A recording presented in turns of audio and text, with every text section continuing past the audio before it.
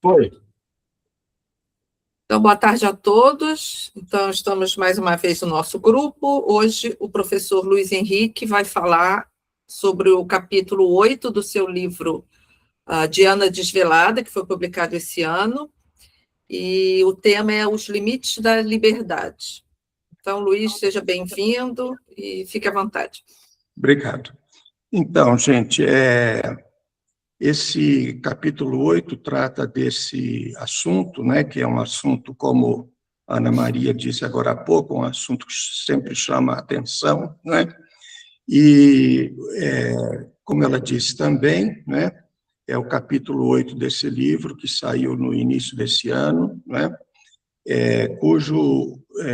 bom, o título pode ser, assim, um pouco, vamos dizer, surpreendente, né, para um livro de filosofia, mas o subtítulo esclarece, né? Porque o subtítulo é Causas, Razões e Outros Mistérios. Na verdade, eu tinha pensado num subtítulo maior, mas que aí ia ficar parecendo aqueles livros de meados do século XIX, porque eu tinha um subtítulo esclarecedor, seria assim, Causas, Razões e Outros Mistérios da Natureza e da Sociedade. Aí, esse era, aliás, o título provisório que eu tinha pensado, né, quando eu comecei a escrever o livro, né, porque a minha ideia é justamente reunir assuntos, né, que já foram tratados antes, né, pela filosofia, em diversas épocas, mas que continuaram sendo, vamos dizer assim, nós duros, né? Quer dizer, assuntos complexos, né? Cujas soluções do passado não alcançaram, como é comum na filosofia, aliás, não alcançaram unanimidade, mas não alcançaram nem mesmo assim, em alguns casos, um encaminhamento adequado do próprio problema, né? Das próprias questões, né?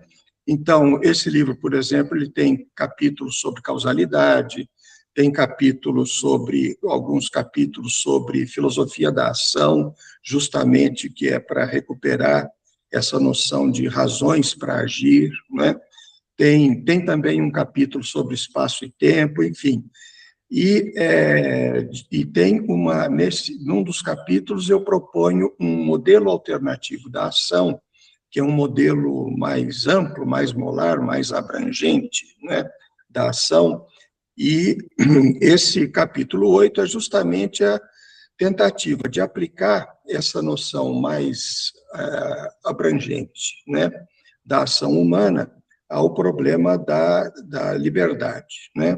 Então, pressupondo, é claro, né, que há alguma liberdade de ação, né, mas, obviamente, né, como a gente sempre pressupõe também, essa liberdade é delimitada, ela é limitada, né, por alguns fatores. Especialmente, a gente pode dizer, como é comum, né, e é bastante óbvio, aliás, que esses fatores são de duas ordens principais. Os fatores, vamos dizer, sociais, é claro, né, inclusive econômicos, etc., eles sempre limitam a ação. Também a gente tem que pressupor que a ação é alguma coisa que ocorre sempre num contexto social. Não teria muito sentido a gente falar de ação num contexto exclusivamente natural, vamos dizer, em que um ser humano manipula as coisas, né, para fazer modificações no mundo exclusivamente natural. Isso não tem muita razão de ser, chamar isso de ação, embora seja ação também, mas a gente sempre pensa a ação como alguma atuação, né, dos indivíduos humanos a partir de certa situação social para chegar em outra situação social, né? Então, tendo isso em conta, né, a gente pensaria nas limitações da liberdade, se há alguma liberdade, né, de agir, como limitações que são, então, ou de caráter social ou de caráter psicológico, né? Porque ou mental, de maneira um pouco mais geral, vamos dizer, porque nós somos limitados também por aquilo que nós pensamos, aquilo em que nós acreditamos, enfim, nossas opiniões, crenças, princípios, etc., tudo isso também, em alguma medida, determina a nossa liberdade. Então, como uma primeira introdução, eu diria o seguinte, olha, é um absurdo, seria um absurdo, pelo menos numa primeira aproximação, a gente presumir uma espécie de fatalismo, né, segundo o qual os seres humanos nunca são livres quando agem. Isso seria a mesma coisa que dizer assim, que uma pessoa que está tentando argumentar com outra para persuadir a outra de alguma coisa, ela, na verdade, não está performando, né, não está realizando um ato de fala genuíno. Ela está só mecanicamente repetindo algumas proposições que alguma outra instância, né, lhe sugeriu ou lhe passou, né?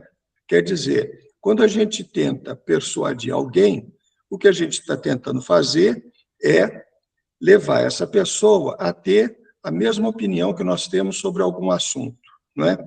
Então, se esse tipo de ato de fala é genuíno, isso tem que pressupor que a gente faz isso de maneira deliberada, de maneira proposital, e que a gente faz porque quer, não é?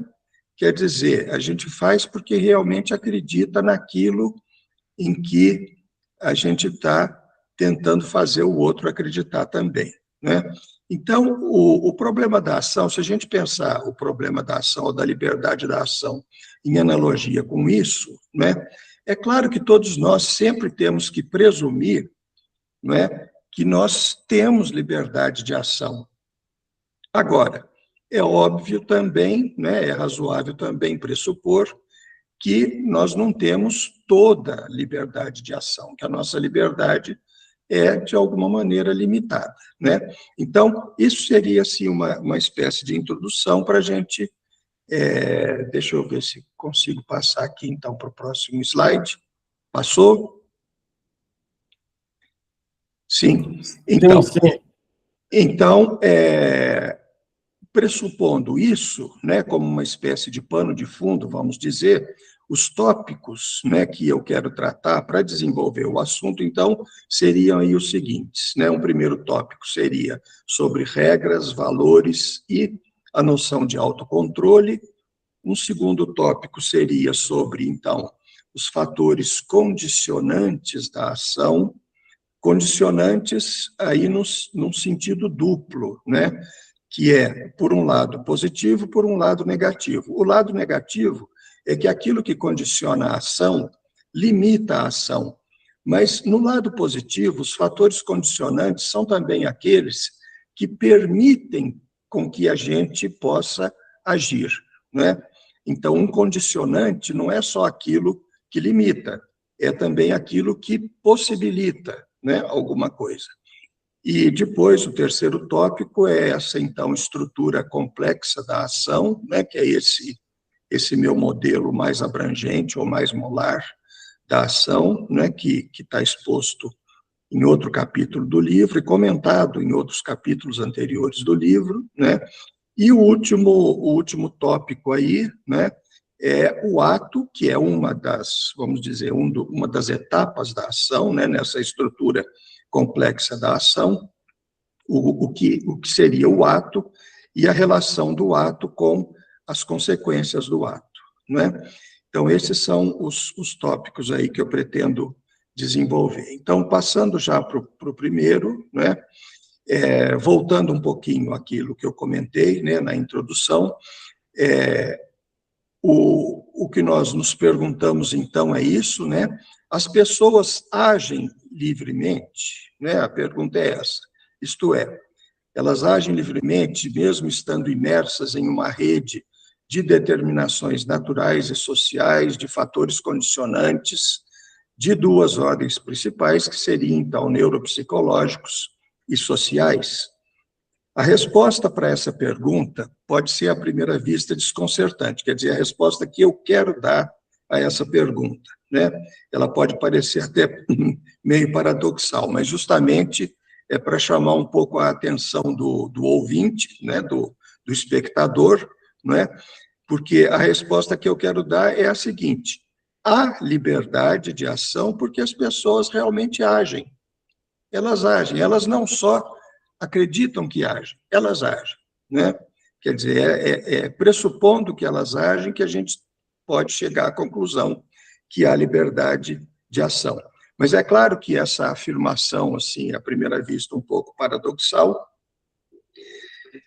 ela precisa ser explicada, né? Então, o que eu vou desenvolver é justamente para tentar explicar isso, né? Então, como eu já disse também, muitas vezes nós achamos que agimos livremente, outras vezes achamos que não, sobretudo retrospectivamente, às vezes a gente, em um certo episódio, a gente acha que tinha autocontrole, que fez o que fez, né, porque quis, etc. Depois, retrospectivamente, a gente se dá conta que, na verdade, não, que a gente foi levado ou por um fator psicológico, ou por um fator social, seja lá o que for, né? A gente, às vezes, chega à conclusão que pensava agir livremente, mas não agia, né? Mas, muitas vezes, a gente não tem essa reflexão, a gente acha que o que fez, fez livremente, né? Então, se há, né, colocando o problema agora de maneira, vamos dizer, mais comportada, mais ortodoxa, se há alguma liberdade, ela parece ter limites. Então, o que a gente precisaria começar a procurar, investigar, é quais são os limites da liberdade, né? Então, para isso, né, o que eu gostaria de fazer é analisar o que eu chamo de fenomenologia dos estados cognitivos, perceptivos, emotivos e volitivos, né? Porque quando a gente faz isso, a gente percebe que o sujeito humano, muitas vezes, ele é simplesmente passivo, né? Aquilo que acontece sobrevém ao sujeito humano, né? Mas, por outro lado, há os estados cognitivos, no caso dos cognitivos especialmente, né, nos quais nós somos ativos, né, não passivos. Por exemplo, quando nós investigamos alguma coisa, o que nós estamos fazendo agora, não é? Nós estamos numa discussão a respeito se há a liberdade de ação e se ela existe, quais são seus limites, não é? E nós presumimos que estamos aqui por vontade própria, né? Nós não presumimos que fomos forçados a participar dessa sessão, né? Nós presumimos que estamos aqui voluntariamente, né? Então, o que parece acontecer quando nós somos ativos, quando estamos em estados mentais claramente ativos, é que a nossa vontade guia a nossa consciência, né? Quer dizer, a vontade informa, de alguma maneira, a consciência, e na consciência nós deliberamos o que vamos fazer, né? Então, esse é o caso, em algumas situações isso pode não parecer muito nítido, né?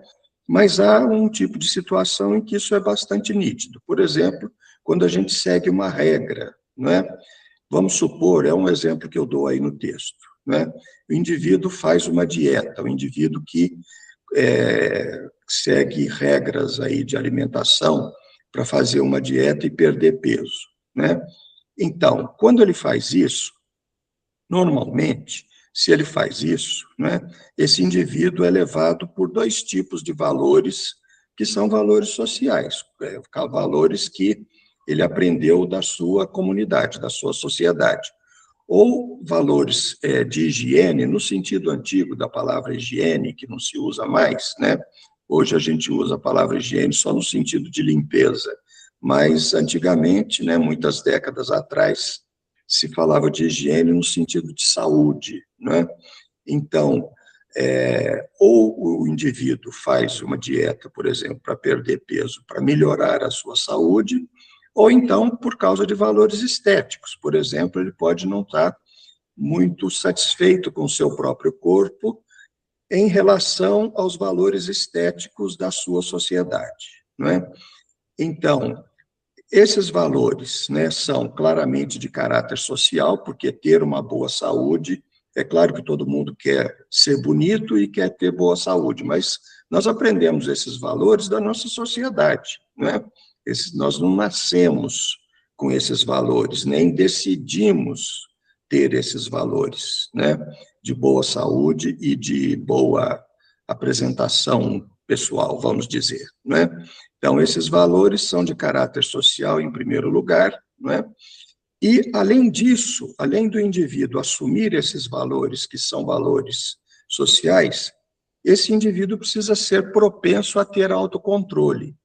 Não são todas as pessoas que são propensas a isso. Aliás, a realidade, né, social e psicológica, né, da humanidade em geral é que a maioria das pessoas não são propensas, né, a ter autocontrole.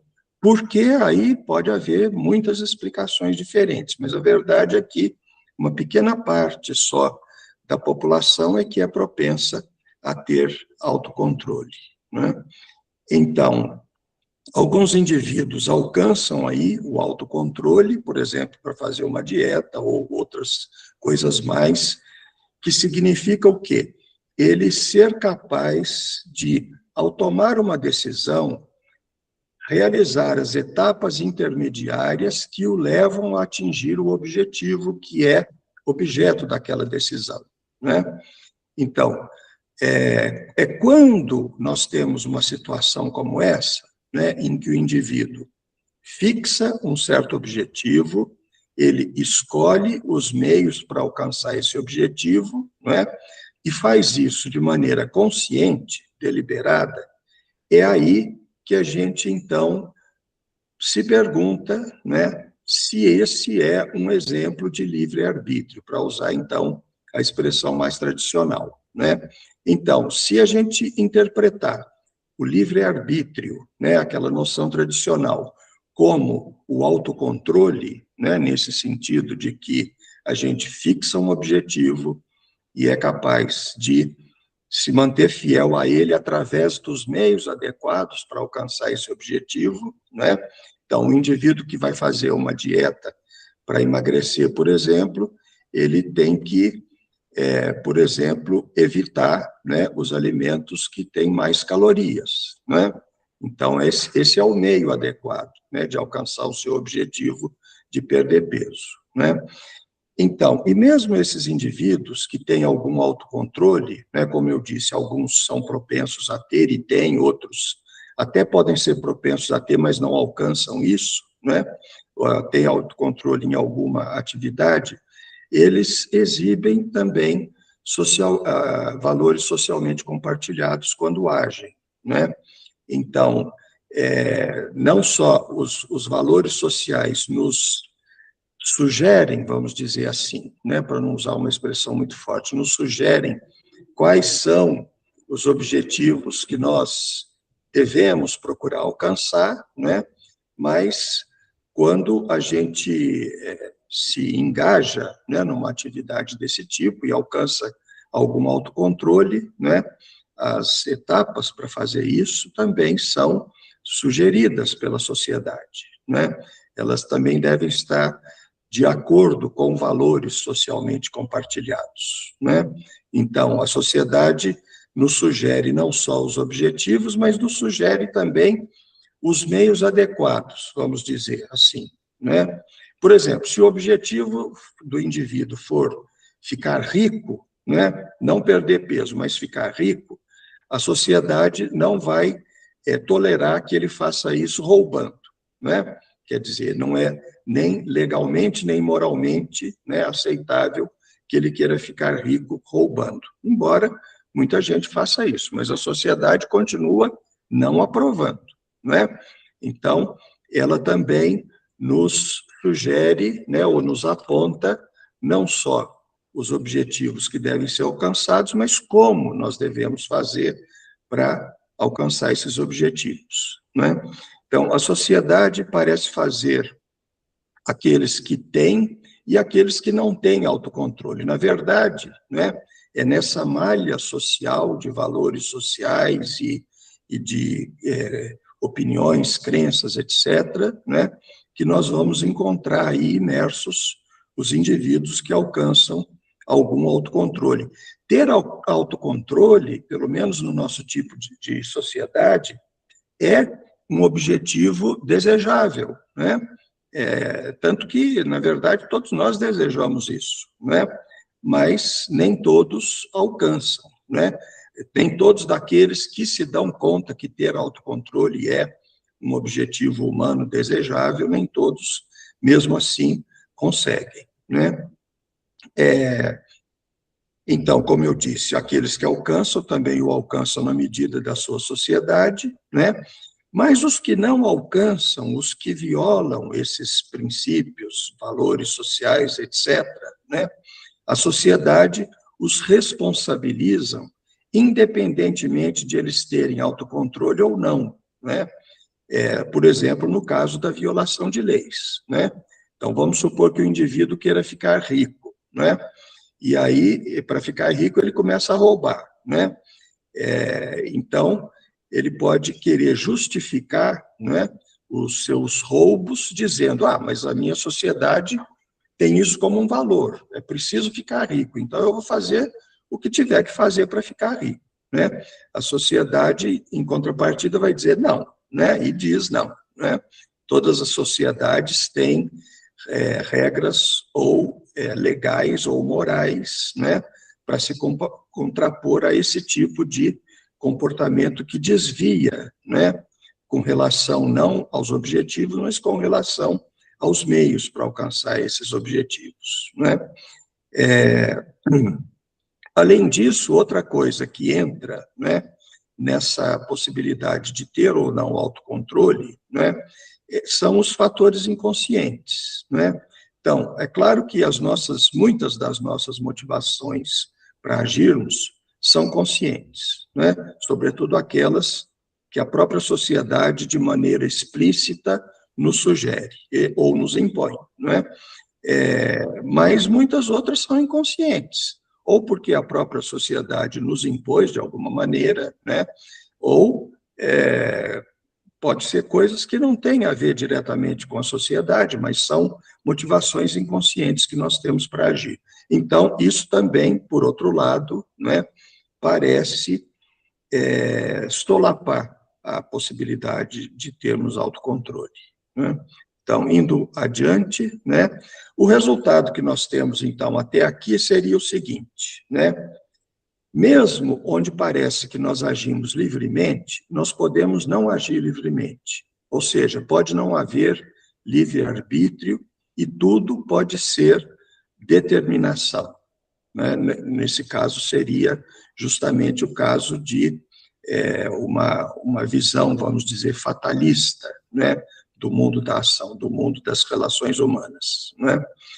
Então, o que eu vou argumentar daqui a pouco, né, é que não é assim, né?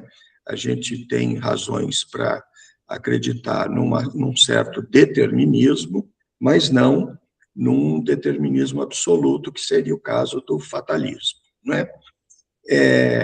A própria palavra liberdade, indo agora, né, fazendo uma análise um pouco mais fina, né, da própria palavra liberdade, e é claro que nós estamos falando de liberdade da ação, né, mas nós falamos também, muitas vezes, de liberdade de movimento, né,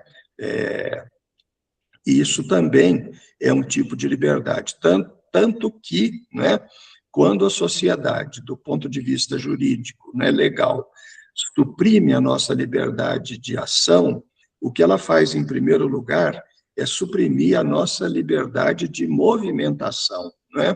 Os indivíduos que cometem crimes e são condenados, dependendo da gravidade, né, claro, dos crimes, eles são encarcerados, e isso é tirar a liberdade de movimento, né? Então, mesmo que a gente esteja falando da liberdade de movimento, isso está relacionado também com a liberdade de ação, né?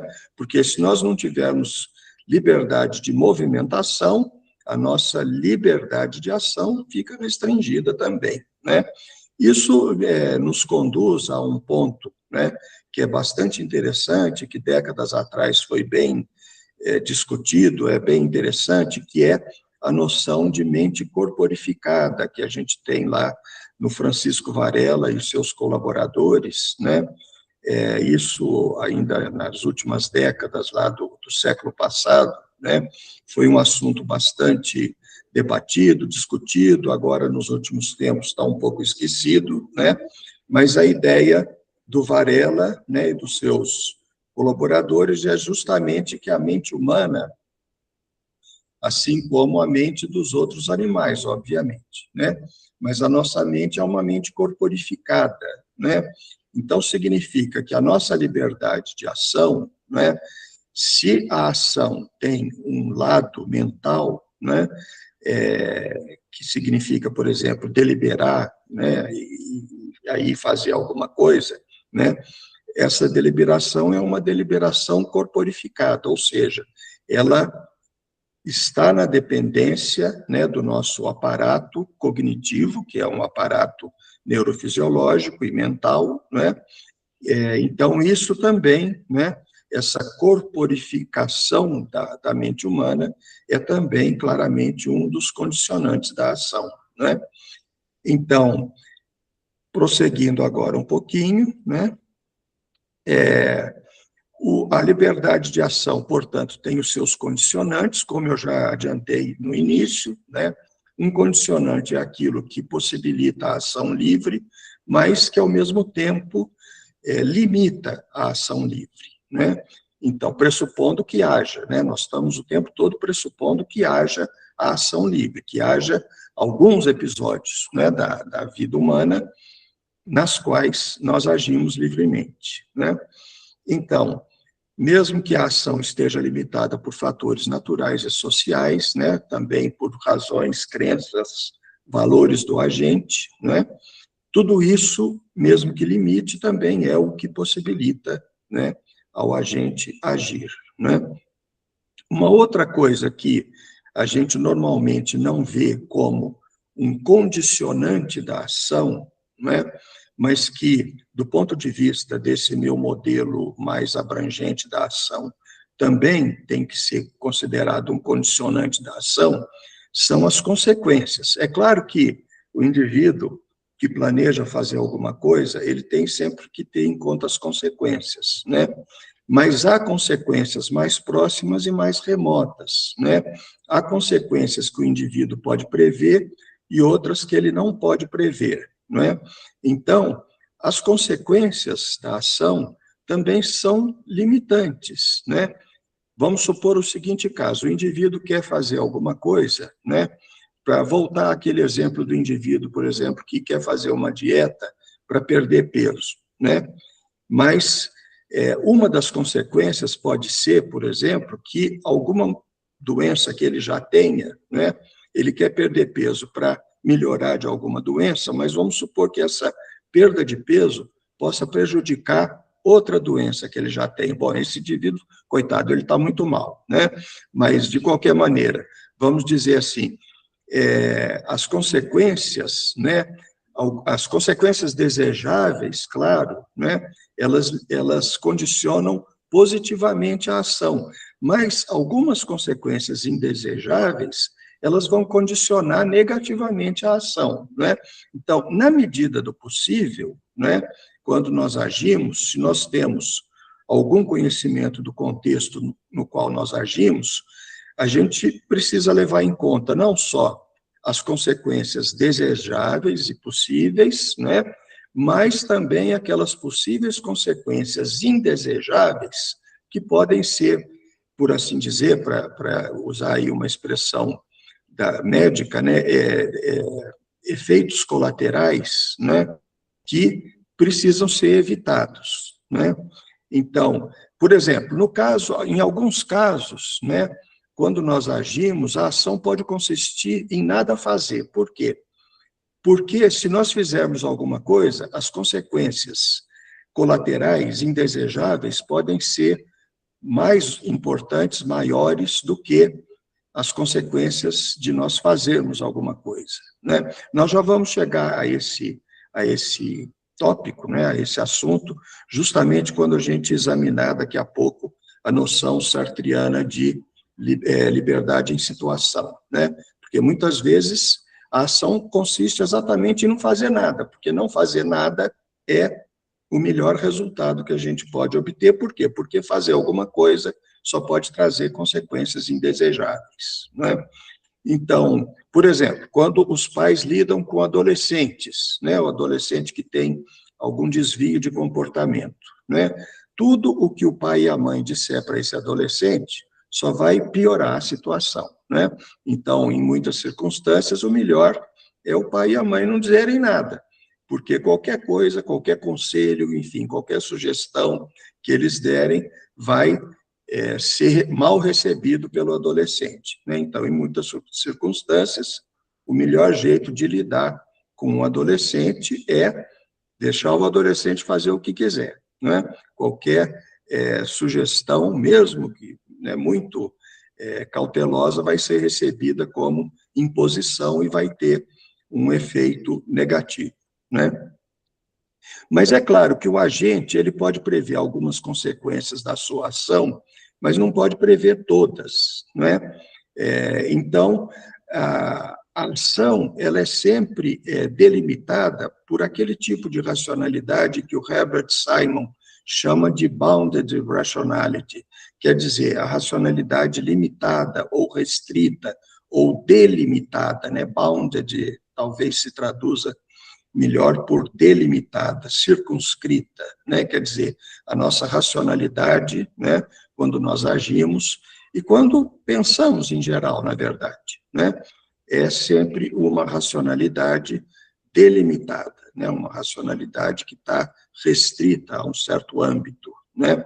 Então, no caso da ação, a gente não pode prever todas as consequências, por exemplo, né? Mas a gente pode prever algumas. Então, opa, o negócio pulou aqui para onde não deveria. Agora sim. Então, dado isso, né, a gente pode passar para o outro tópico, que é a estrutura complexa da ação, né?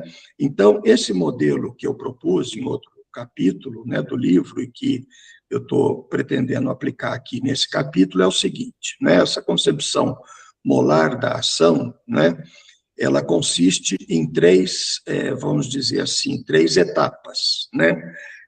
Uma que é a decisão ou a deliberação, né, do agente, outra que é o ato, que é a execução daquilo que o agente deliberou, e nos modelos tradicionais, né, de ação, né, na filosofia da ação em geral, nos modelos tradicionais, a ação consiste apenas nessas duas etapas, né? Deliberar e fazer, né? Deliberar e executar, né? Então, o que eu estou propondo é que faça parte da própria ação também as consequências, né? Então, o modelo é mais abrangente, é molar, porque as consequências da ação fazem parte da ação. Fazem parte da ação de que maneira? Como uma avaliação que o agente faz das consequências, pelo menos das consequências imediatas do seu ato, né? E por que isso seria importante ser visto como parte da própria ação, né? Em primeiro lugar, né, porque o agente sempre precisa avaliar os resultados dos seus atos. Agir significa não só planejar alguma coisa e fazer e pronto, né? Não, a gente sempre tem que avaliar, né? Avaliar o que resultou de um ato sempre é do nosso interesse, vamos dizer assim. A gente não age, né, a não ser já tendo em vista a avaliação pelo menos das consequências imediatas do ato, né? Então, isso é um aspecto. O outro aspecto é que, na verdade, a ação, se ela é alguma coisa que acontece sempre em contextos sociais, né, ela é sempre um processo, né? Ela compreende as etapas, mas ela é um processo recorrente, porque toda ação é a ação que tem como objetivo resolver determinado problema, mas os contextos sociais são sempre assim. Quando a gente resolve um problema, a gente modifica o contexto social e isso fatalmente vai fazer emergirem outros problemas, né? Então, a gente vai ter que continuar agindo, né? A gente não pode agir, né? O mundo não é assim, para simplificar, né? Quer dizer, não é de tal maneira, o mundo não é constituído de tal maneira que tem lá um problema, a gente resolve aquele problema e pronto, acabou. Aquilo ali vira, né, pelo menos naquele contexto circunscrito, já está tudo bem, não tem mais nada a fazer, né? Não é assim que o mundo funciona, né? Então, na verdade, na medida em que o resultado parcial é obtido, o agente é sempre levado, né, a reorientar, ou não, mas normalmente a reorientar os seus atos, né, porque muitas vezes isso vai ser necessário, ele vai ter que, às vezes isso pode acontecer ao longo do próprio processo, né, da segunda etapa, do processo de execução, né? Às vezes não, às vezes é depois, né, da execução que o agente percebe que precisa agir de novo para redirecionar aquilo que ele quer fazer, né? Por exemplo, ele pode empregar certos meios e ver depois que os meios não foram adequados, ele vai ter que escolher outros meios para alcançar aquele objetivo, né?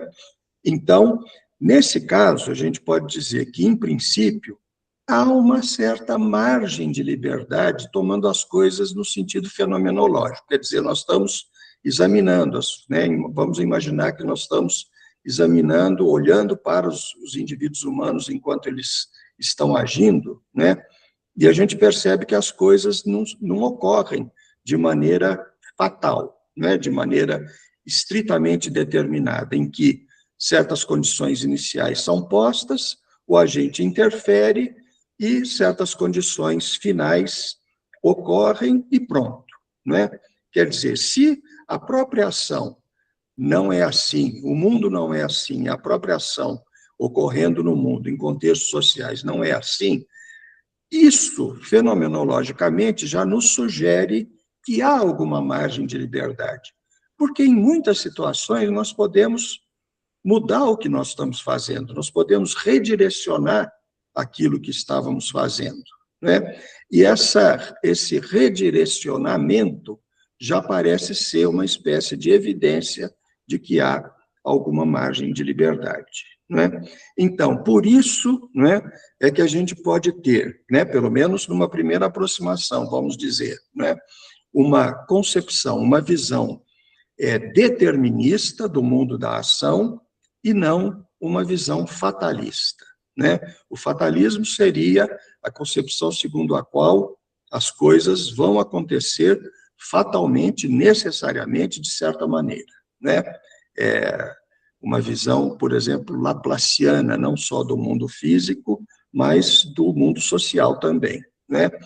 Não parece ser assim, né? Nós podemos estar enganados, claro, mas quando nós examinamos, né, o mundo social e a maneira como as pessoas agem e as consequências das ações das pessoas, o que parece é que há, então, uma certa margem de liberdade, que há determinismo, claro, né, mas que não há fatalismo, que a situação não é uma situação de fatalismo. E isso já nos sugere, né, a noção sartriana de liberdade em situação. Quer dizer, há situações nas quais, havendo essa margem de liberdade, então, né, nessas situações, nós temos, né, vamos dizer, o livre-arbítrio, para usar a expressão tradicional, ou uma certa margem de liberdade, vamos dizer assim, por enquanto, né? Então, seguindo um pouquinho, né? Então, nós sabemos que a realidade é determinista, se nós aceitamos, né, essa análise, né, do mundo da ação dessa maneira. Então, a conclusão é que nós sabemos que a realidade é determinista e não fatalista, porque as pessoas agem, elas continuam agindo, né?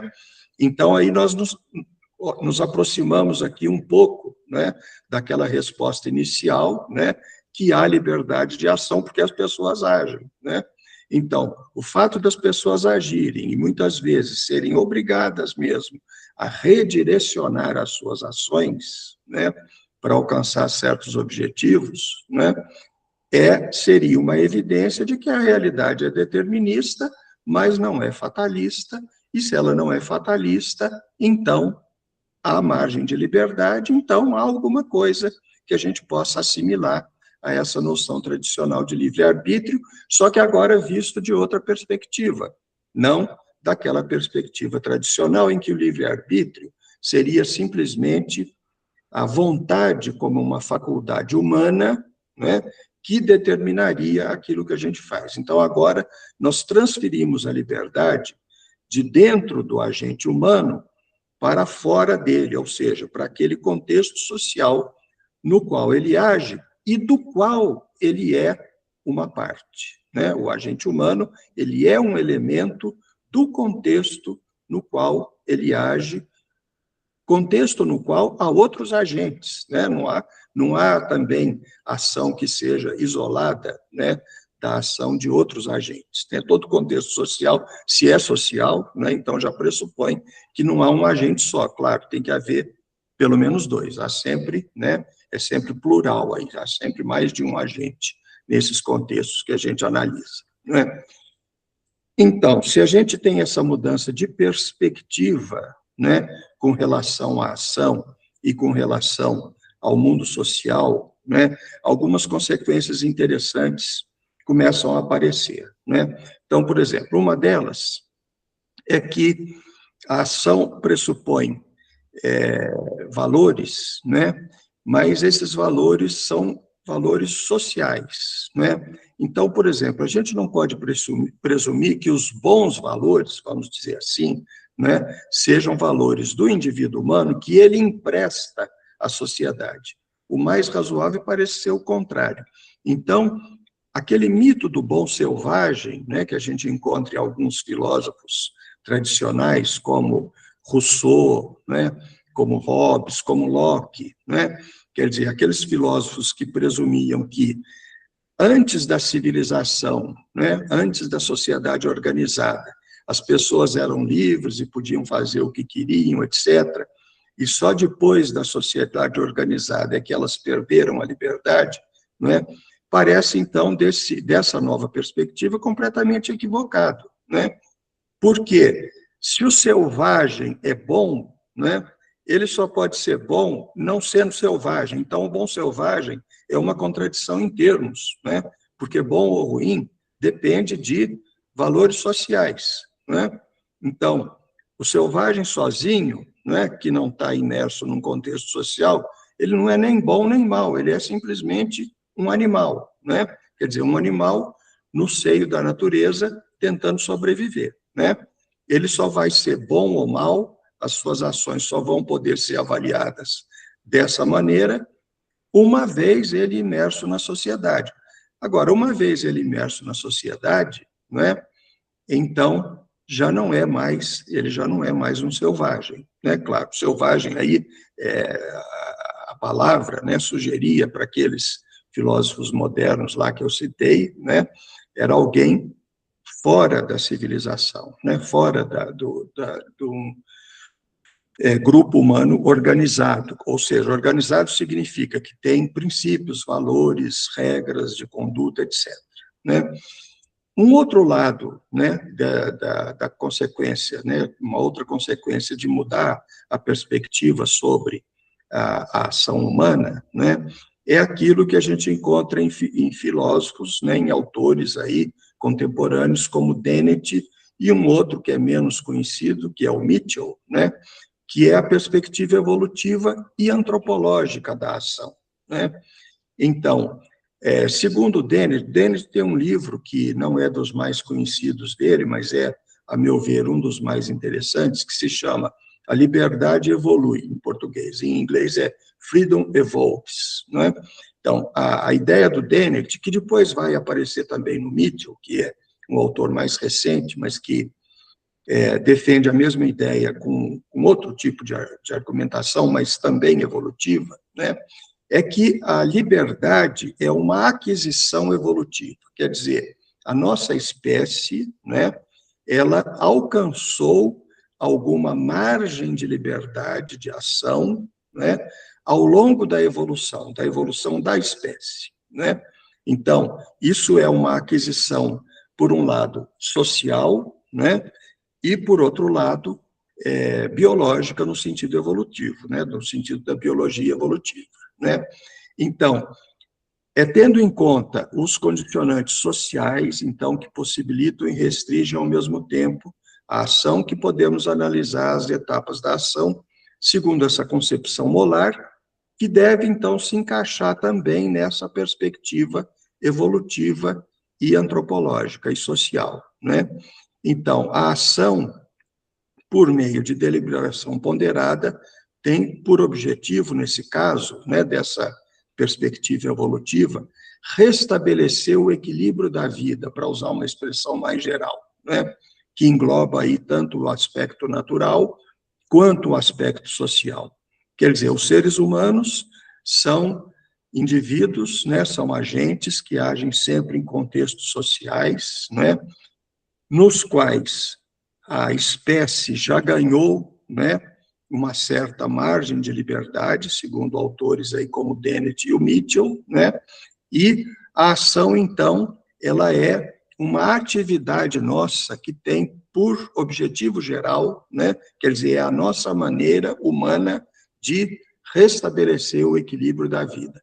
Ou seja, há certas situações problemáticas e nós agimos para restabelecer o equilíbrio, né, restabelecer uma situação melhor naquele contexto, né? Então, só a ação quando ocorre um desequilíbrio da vida, né? Se todos nós vivêssemos num paraíso, né? Como os cristãos e outros adeptos de outras religiões acreditam, né? Que uma vida futura seria aquela vida sem problemas, sem nenhuma necessidade de consertar as coisas, né? De arrumar as coisas, porque estaria tudo perfeito.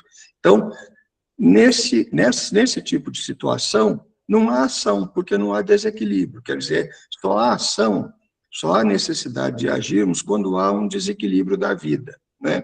Ou seja, quando há um problema a ser resolvido. Um outro filósofo que vê as coisas dessa maneira também, né, mas não tão claramente como o Dennett e o Mitchell, né, é o John Dewey, né? Ele também via as coisas mais ou menos assim, né, no que diz respeito ao mundo social e especialmente no que diz respeito à investigação, né, aí ele é mais explícito, ele sempre vê a investigação, que, claro, é uma forma de ação, como a tentativa de restabelecer o equilíbrio de alguma situação, né? Então, a deliberação ponderada ocorre durante todo o processo vendo a ação por meio dessa concepção mais abrangente, né? Ou seja, o planejamento, a execução dos meios e a avaliação dos resultados, né? As 3 etapas da ação, segundo a concepção molar, só podem, então, ocorrer em sociedade, pois a deliberação ponderada depende de valores e concepções socialmente compartilhados, né? Vendo as coisas assim, a gente pode dizer, então, que a ação tem um caráter econômico, no sentido bem geral, pois ela procura encontrar a melhor relação custo-benefício possível em determinado contexto social. Então, nós sempre agimos, né, para restabelecer o equilíbrio da vida, procurando a melhor relação custo-benefício possível, né, em determinado contexto social. Aliás, essa é uma noção também do Herbert Simon, que eu citei agora há pouco, né, que é a noção que aparece defendida por alguns economistas, inclusive ele, o Simon, né, é a noção de melhoração, quer dizer, nós nunca temos uma situação econômica que procura atingir o melhor custo-benefício absoluto, né? É sempre o melhor custo-benefício contextual possível, ou seja, é sempre a tentativa de melhorar uma situação dada, né? Então, por isso a gente pode ver a ação, então, nessa perspectiva econômica e evolutiva, como um instrumento da preservação e da perpetuação, não só da espécie, mas de um grupo social, da sociedade também, né? Então, a ação, na verdade, ela é um recurso humano para isso, né? Então, segundo essa concepção molar da ação, as avaliações das consequências, por isso, devem fazer parte da própria ação, né? E, dessa maneira, a ação genuína é sempre acompanhada de reflexão por parte do agente, né? Isso é alguma coisa que está implícito, né? Não está muito explícito, mas está implícito também naquele texto do Sartre famoso, né? Em que ele defende essa noção de liberdade em situação. O texto é O Existencialismo é um Humanismo, né? E ali o Sartre ele coloca duas coisas, duas ideias bem em evidência, né? Ele conta lá um caso hipotético, poderia ser real, talvez fosse real, mas isso não importa, né? Mas é o caso do jovem que vai procurá-lo para se aconselhar, para saber se alistava no exército para ir defender a pátria, né, numa guerra, ou se ficava, não se alistava, ficava em casa para cuidar de uma mãe idosa que precisava dos cuidados dele, né? Se ele não fizesse nada, ele já estava fazendo alguma coisa, porque não fazer nada é, na verdade, não se alistar, e não se alistar significa ficar em casa, então já é uma escolha, né? Então, o primeiro ponto é esse, que não escolher já é fazer uma escolha. Muitas vezes, então, né, quando nós não escolhemos ou não fazemos nada, nós já estamos fazendo alguma coisa. E, às vezes, a gente decide isso de maneira consciente, deliberada, percebendo que é o melhor a fazer. Como no caso, por exemplo, dos pais para lidar com adolescentes, né, que percebem que o melhor é não dizer nada em certas circunstâncias, não é? E a outra ideia, né, que é interessante e importante, colocada pelo Sartre nesse texto, é que, às vezes, nós temos contextos sociais de equipolência entre opções. Então, quando o indivíduo humano se vê nessa situação de equipolência, quer dizer, é como se todos os fatores condicionantes se anulassem uns aos outros. E aí, a única coisa que vai, por assim dizer, desempatar, né, essa situação é aquilo que o agente vai fazer, né? Então, a liberdade em situação é isso, é quando há um contexto no qual, né, os fatores todos determinantes, né, sejam eles sociais, sejam psicológicos, etc., todos eles parecem se anular mutuamente, como numa espécie de quadrado de forças, né, usando a imagem daquela noção física, né, em que todas as forças se anulam, né, mas como a vida tem que continuar, os agentes humanos eles não paralisam, as máquinas, né, elas se paralisam numa situação como essa de equipolência, né, mas os seres humanos, os animais em geral, eles não ficam paralisados, eles vão adiante. Ir adiante, então, é fazer exercício dessa margem de liberdade, dessa liberdade em situação, né? Então, a autonomia do agente, segundo essa perspectiva, é uma autonomia em situação que depende, então, das circunstâncias sociais. O determinismo da liberdade é uma noção que já foi examinada, enfim, né, tratada por um outro francês, aí, pelo Claude Bernard, lá em meados do século XIX, né, antecipando em praticamente 100 anos, né, a análise do Sartre. Né? Daqui a pouquinho vou citar, né, uma passagem, pelo menos uma, né, no texto, eu cito mais de uma, mas daqui a pouco eu vou citar pelo menos uma passagem do Claude Bernard, né? E o Claude Bernard é uma figura importante no contexto da ciência e do pensamento francês em geral, porque ele é o descobridor da função glicogênica do fígado, né? Ele é o responsável, né, por assim dizer, o pai da fisiologia moderna, né? Então, é uma figura, do ponto de vista científico, muito importante, mas ele tinha reflexões também de caráter filosófico, né? E em alguns textos, não os textos técnicos, mas os textos, vamos dizer assim, mais especulativos e filosóficos, que ele escreveu, ele trata desse assunto também da liberdade, né? Então, a liberdade em situação, da qual Claude Bernard fala sem usar a expressão, mas da qual o Sartre fala usando essa expressão, é um evento emergente, né, em certos contextos, cujas condições de base, né, são mentais e ambientais, principalmente sociais, obviamente, né? Então, para nos referirmos agora ao famoso Kant, que nós, né, mencionamos aí no início dessa sessão, né, como um filósofo que a gente não pode evitar, né, mas Kant falava da liberdade, né, como um fato da razão. Os que conhecem o pensamento moral, né, de Kant se lembram disso, né? Para que houvesse ação moral, genuinamente moral, Kant dizia que era preciso haver liberdade, mas para ele a liberdade era um fato da razão, né? Então, ao contrário, né, muito ao contrário dessa visão kantiana, né, em contraposição a ela, dessa perspectiva evolutiva, o que a gente pode dizer, né, ela é evolutiva não só no sentido biológico, mas no sentido social também, né, é que a concepção de liberdade é de um fato da vida, né? Quer dizer, a liberdade é um fato da vida ou um legado da evolução, para citarmos aí o Dennett e o Mitchell de novo, né? Então, isso nos faz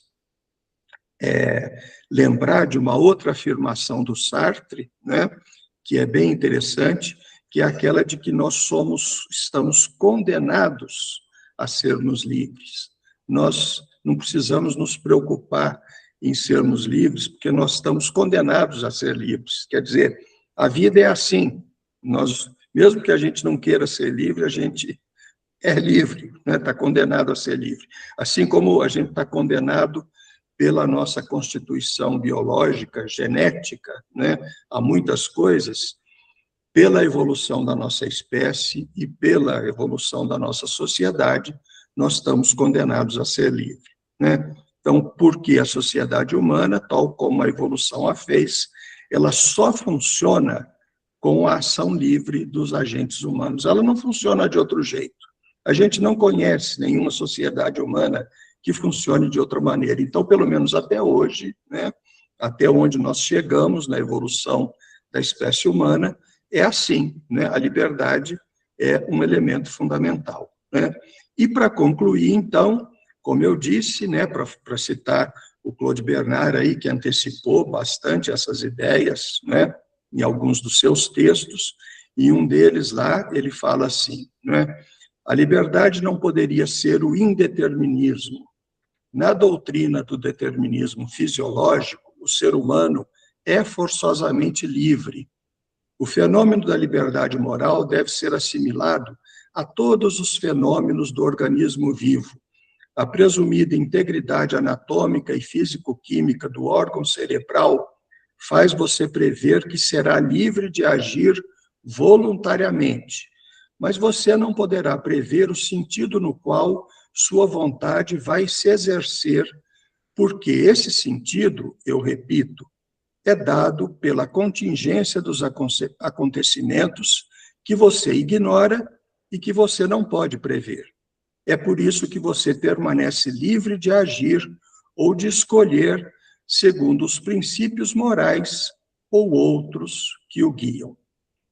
Isso, aí está o Bernard, 1966, mas é uma reedição, né? Isso aí ele disse num dos livros dele, que foi publicado em 1878, né? Então, como eu disse, quase 100 anos antes lá do Sartre, né? Ele usa, né, alguns até são os mesmos termos nos quais, né, ele fala do assunto, né? Mas então é isso.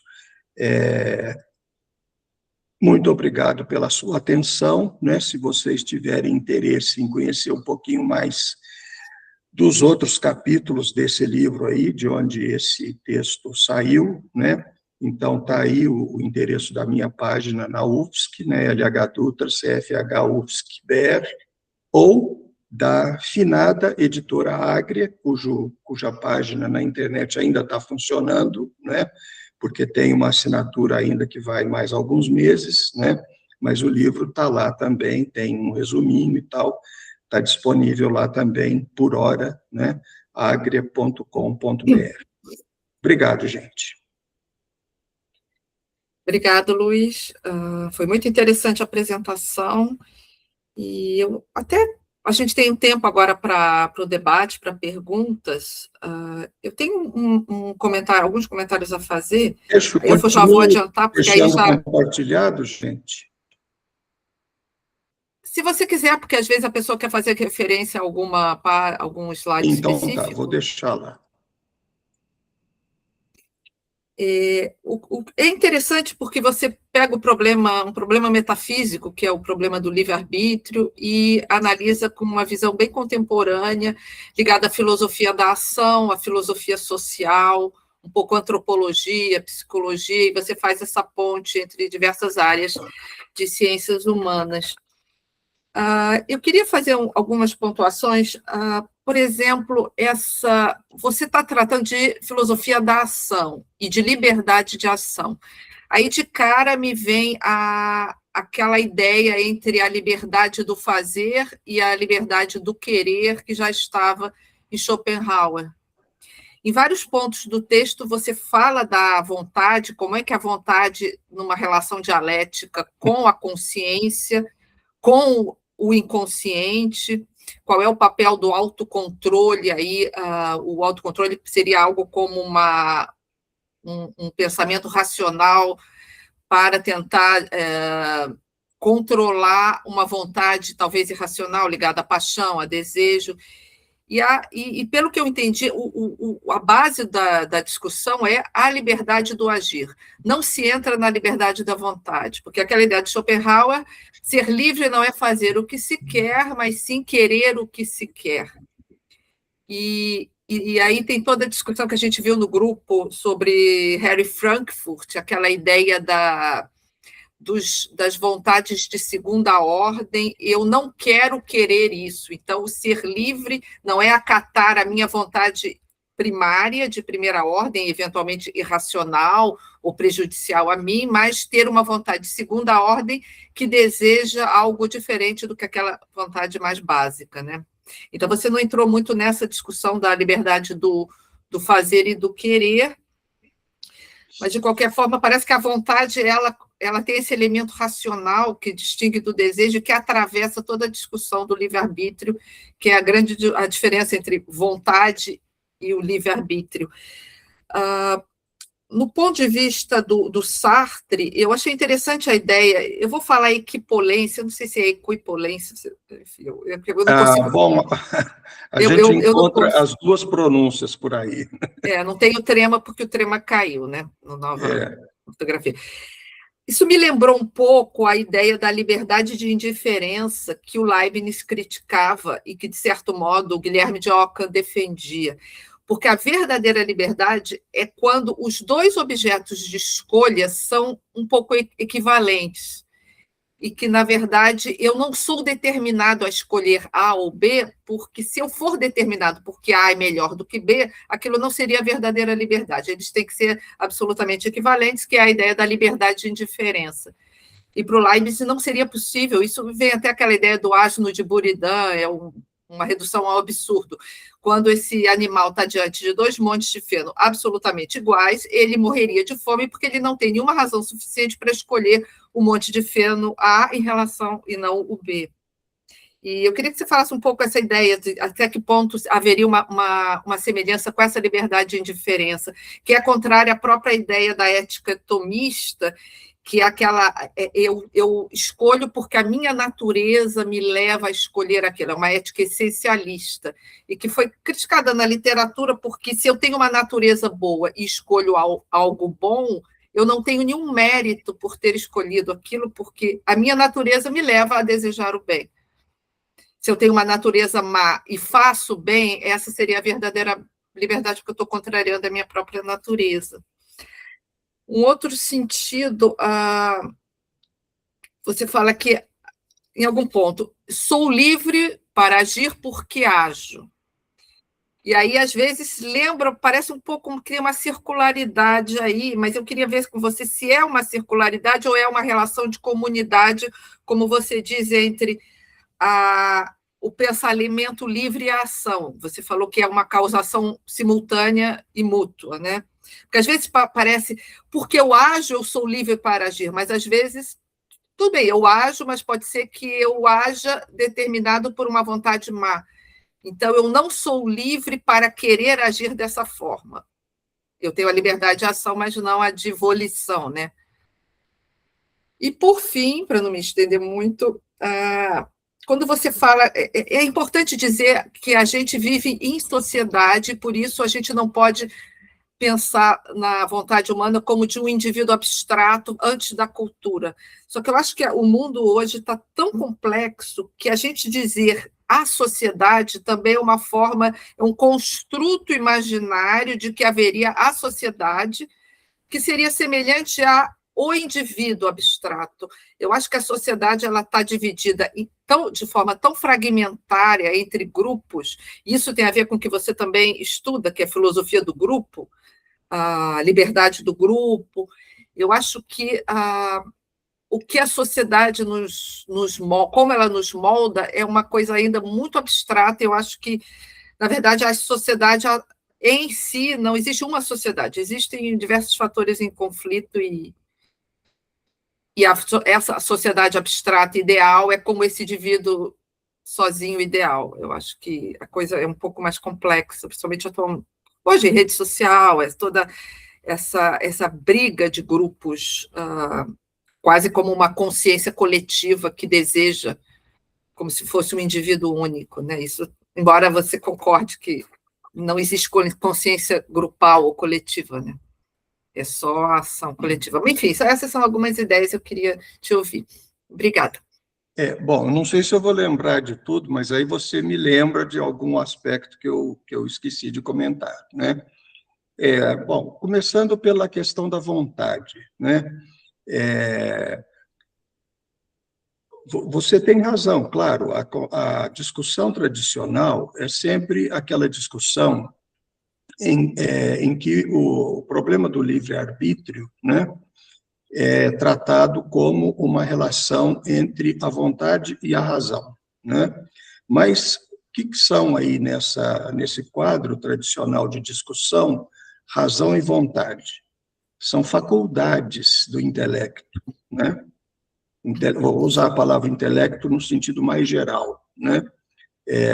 Voltando ao Kant, por exemplo, como referência, assim, para pôr um pouco de ordem na discussão, né? Kant diz lá, né, nós temos a sensibilidade é uma faculdade, o juízo é uma faculdade, o entendimento é outra faculdade, né? Então, a vontade é uma outra faculdade, a razão é uma faculdade, a reunião de tudo isso aí, né, é o intelecto humano, né?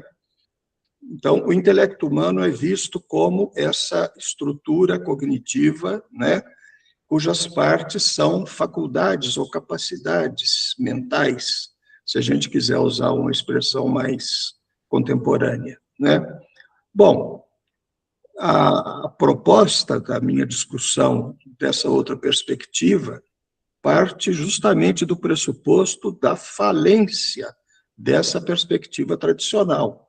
Quer dizer, toda discussão que vem, né, talvez lá, pelo menos desde Platão e Aristóteles, né, e ao longo de toda a tradição filosófica até hoje, né, nesse viés metafísico ou nesse viés cognitivo, mas não naturalizado, né, nesse viés cognitivo mais abstrato, como o kantiano, né, é uma discussão que não avançou na solução do problema, né? Quer dizer, o problema parece estar do mesmo jeito que sempre esteve, ao longo desses 2 milênios aí, né? Ou mais, de 4 milênios, enfim, esses séculos todos, vamos dizer, né? De filosofia, né?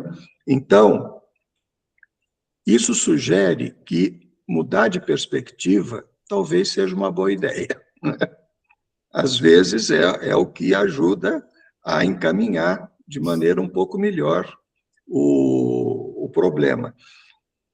Continua havendo um aspecto metafísico, uma parte metafísica do problema, claro, mas é uma espécie de metafísica naturalizada também, né? Quer dizer, uma metafísica informada por aquisições científicas, né? Por resultados científicos que, pelo menos nos dias de hoje, são considerados, pode ser diferente no futuro, mas, pelo menos nos dias de hoje, são resultados considerados, assim, pacíficos, né? Por exemplo, a teoria da evolução, né? Que vê a nossa espécie no quadro biológico mais geral da evolução das espécies animais no planeta, né?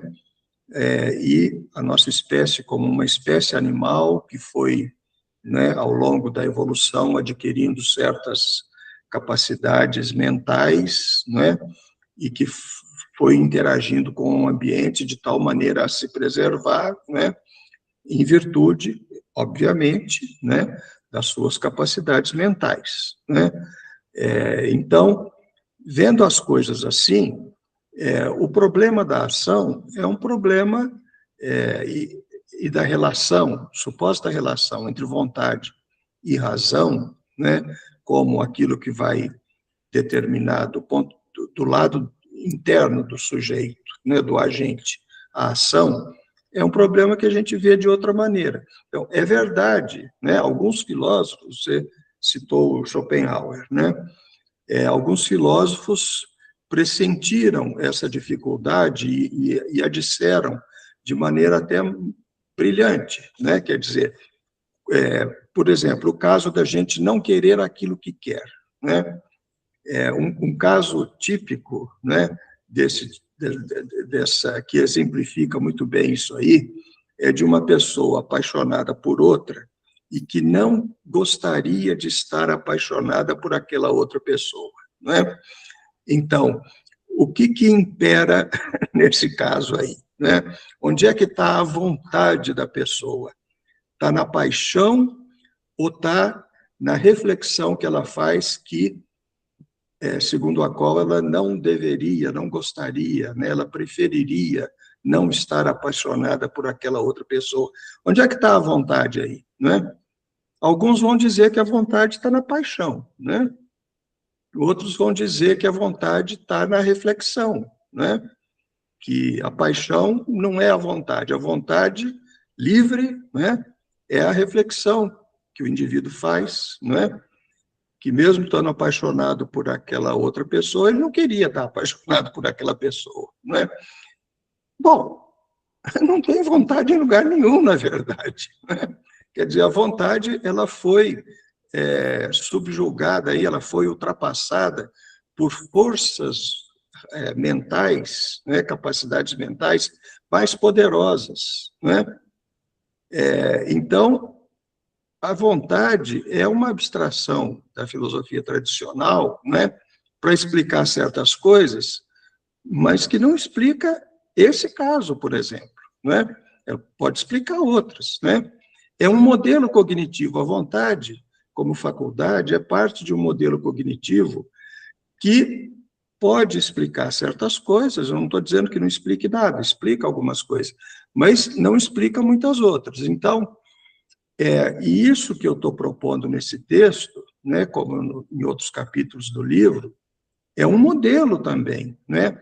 E enquanto modelo, é sempre uma estrutura abstrata limitada, né? Aí, isso me dá o gancho para passar para outro aspecto do seu comentário, né? Então, você diz que essa sociedade, né, tal como eu venho comentando, ela não existe, porque o mundo é muito variado.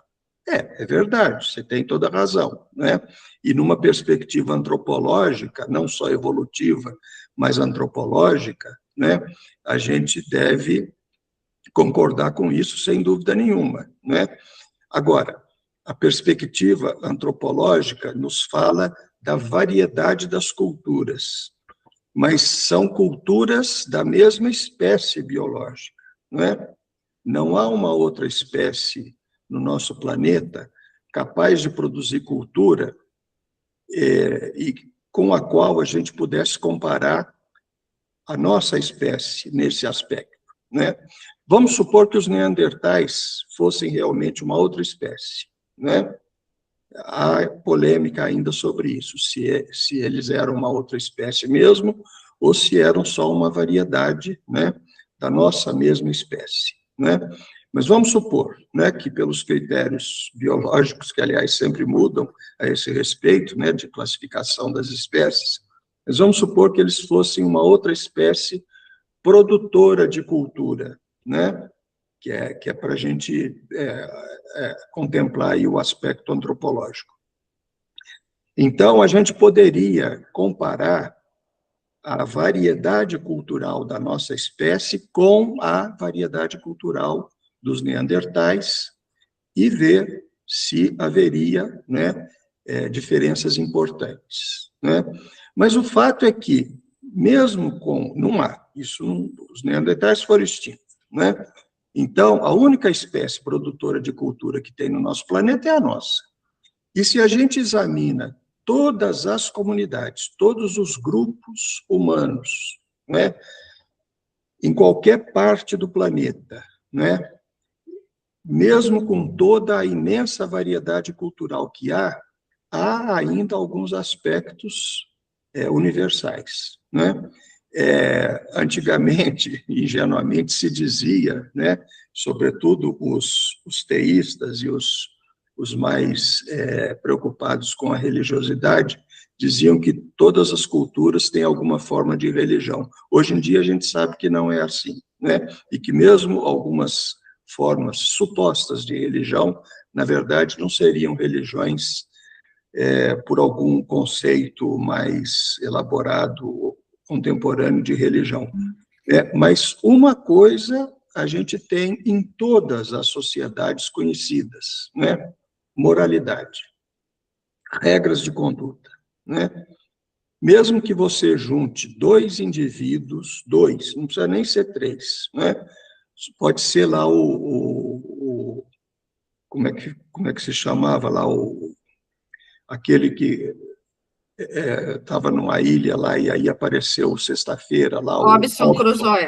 Robinson Crusoe, né, na sua ilha, e aí apareceu sexta-feira. Enquanto o sexta-feira não chegava, né, não era sociedade. O Robinson Crusoe era lá o bom selvagem, vamos dizer, né? Mas assim que o sexta-feira chegou, foi preciso estabelecer algumas regras de conduta entre os dois para eles poderem conviver, né? Então, isso é fatal, é da natureza humana, quer dizer, não natureza humana naquele sentido antigo da expressão, mas a natureza humana tal como a evolução fez a nossa espécie, né? Assim que a gente junta dois indivíduos humanos, fatalmente eles vão elaborar regras de conduta para convivência mútua. E se o grupo vai aumentando, isso chega nas formas mais elaboradas, né? Que são as regras morais, princípios morais, etc., que são necessários para manter, né, a coesão do grupo. Aliás, isso me dá a oportunidade de comentar uma coisa que está num dos livros menos conhecidos do Darwin, né, que é aquele livro cujo título em português seria A Ascendência do Homem, né? Em inglês é The Descent of Man, né? Em uma passagem lá, quando ele fala da moralidade, ele diz, né, reconhecendo que todos os grupos humanos têm moralidade, mas ele diz que há também uma variedade com relação aos princípios morais. E ele diz o seguinte, uma coisa bem interessante, ele diz que as sociedades, os grupos humanos que têm uma moral mais elaborada, ele chama de superior, né?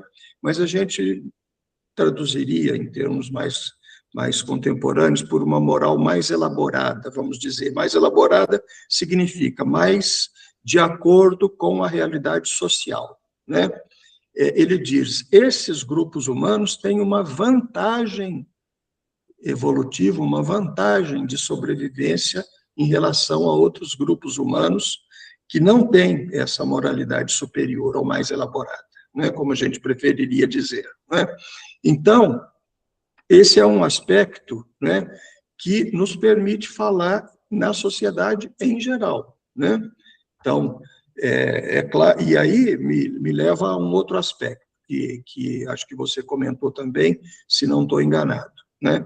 Quer dizer, o que nós fazemos e julgamos e avaliamos como certo ou errado, bom ou não, desejável ou não, tudo isso depende, claro, da sociedade, né? Então, eu comentei a história do mito do bom selvagem, justamente, né? Do ponto de vista evolutivo e antropológico, né? No qual se encaixa esse meu modelo da ação, não faz sentido falar em qualidades morais, né, ou em virtudes dos seres humanos fora de alguma sociedade, fora de algum contexto social. Claro que as supostas virtudes, elas serão muito diferentes nos diversos grupos sociais, mas também não tem nenhum grupo social que não tenha princípios segundo os quais algumas coisas são virtuosas e outras são viciosas, né? Todos os grupos têm também esse tipo de avaliação sobre a sua realidade interna mesmo, né? Então, não há grupo humano que não considere algumas coisas como virtudes e outras formas de comportamento, né? Como virtudes e outras como vícios, como indesejáveis, né? Outra coisa que você comentou também é sobre uma suposta circularidade na resposta que eu dei para o problema, né? Bom, eu mesmo disse que aquilo, colocado à primeira vista, parecia paradoxal, né? É pior do que circular, né? Porque o circular ainda pode se justificar em alguns contextos. Paradoxal seria pior. Mas o modelo todo é para esclarecer que aquilo não é nem circular nem paradoxal. Pode ser aquilo que você mesma mencionou, né? O que pode haver, que é um ponto que eu, inspirado por Kant, justamente, né, tenho defendido a respeito de várias coisas, né, que é a relação de mútua dependência, né? Quer dizer, uma relação entre duas instâncias, né, em que uma não é causa e a outra efeito, né, mas elas mutuamente se determinam. Então, é claro que a sociedade na qual nós vivemos, ela depende do que nós fazemos, né? Ela depende tanto de ações individuais quanto de ações coletivas, né? Mas cada um de nós entrou nessa sociedade quando ela já estava pronta, né? Não tem jeito de fazer o experimento, né? Aquele experimento crucial que seria assim, pegar alguns seres humanos, levar esses seres humanos para uma ilha, né? E verem que tipo de sociedade eles vão construir ali. Por quê? Porque se eles forem adultos, eles já vão, cada um deles, né, com a sua sociedade de origem internalizada, né? Então, o que eles vão fazer lá, na melhor das hipóteses, é uma espécie de sincretismo cultural que pode dar certo, pode não dar certo, mas que sempre tem origem nas culturas originárias desses indivíduos. Se eles não forem adultos, qual seria o outro jeito? Levá-los pequenininhos, né? Como bebês ainda. Bom, primeiro, eles não vão sobreviver, né? Segundo, se sobreviverem, eles não vão falar, né? Porque a gente só adquire fala e, portanto, pensamento, né? Ou pensamento racional, se a gente nascer e for criado, né? Até os 2, 3 anos de idade, né? Que é aquele intervalo psicolinguístico no qual a gente é capaz de adquirir a língua mãe, né? A língua materna, se a gente for exposto nesse período aí de maturação do sistema nervoso, né, à fala dos adultos, né? O que demonstra isso são os lamentáveis casos de crianças ferais, né, que são aquelas crianças, há alguns poucos casos aí que foram bem estudados, relatados, né, e que são considerados legítimos, assim, né, até hoje, né. Um deles, inclusive, aconteceu lá na época da Revolução Francesa, um menino que, depois de resgatado, já com cerca de 10 anos de idade, Ele foi levado para uma instituição de surdos mudos em Paris, né? Foi, então, colocado aos cuidados do diretor dessa instituição, que era o médico Ittar, né? E esse Ittar fez vários relatórios a respeito de como, do estado, né, mental desse menino e da evolução, ou, na verdade, da falta de evolução desse menino depois de resgatado para o convívio social. Esse menino nunca conseguiu aprender francês, com o médico Ittar e com uma senhora que era funcionária do instituto lá, e que depois, depois que ela se aposentou, esse menino foi viver junto com ela, né? Ela viveu o resto da vida aos cuidados dela. Ele nunca aprendeu francês e aprendeu uma linguagem, uma forma de comunicação muito rudimentar que ele só tinha com ela e com o Ittar, né? E que era muito deficiente, aliás. Então, e há coisas muito curiosas no relato, né, do Ittar a respeito desse menino, né? Então, esses casos de crianças ferais, né, nos demonstram justamente que o tal experimento, né, o experimento crucial, que seria levar os bebês para uma ilha deserta e ver no que dá, a gente sabe que, se eles não morrerem, né, não vai dar em nada, quer dizer, eles não vão falar, ou seja, não é essa a origem da sociedade humana, né? A sociedade humana, ela tem outra origem evolutiva, e isso é uma ficção absolutamente tola. Aliás, tem um racionalista, né, um filósofo racionalista, chamado Ibn Tufayl, né, que é um precursor de Descartes, né? Ele é lá da época ainda da queda da dominação árabe na Espanha, né? Esse Ibn Tufayl, ele tem um livro que se chama... Bom, na verdade, tem vários títulos como tradução, mas a ficção era assim: era um menininho, filho de uma princesa, que acabou sendo deixado bebê numa ilha deserta, quer dizer, só ficou ele lá, ele conseguiu sobreviver, ele conseguiu criar uma linguagem própria, ele conseguiu depois ter contato com as populações das ilhas próximas, né? E ele construiu uma cultura própria, né? Uma língua própria, ele conseguiu traduzir, aprender as outras línguas e traduzir para dele, ensinar dele para os outros, etc. Quer dizer, tudo isso é uma ficção. Esse filósofo, esse Ibn Tufayl, era um racionalista, como Descartes, né? Como Chomsky também, né? Quer dizer, isso é uma ficção absolutamente tola, né? Do ponto de vista evolutivo. Naquela época, né? Nós estamos falando aí de um período ainda antes da filosofia moderna, né? É o final da Idade Média. Quer dizer, naquela época podia fazer algum sentido isso, hoje em dia não faz mais sentido, né? Não sei se eu deixei de comentar, falei muito até.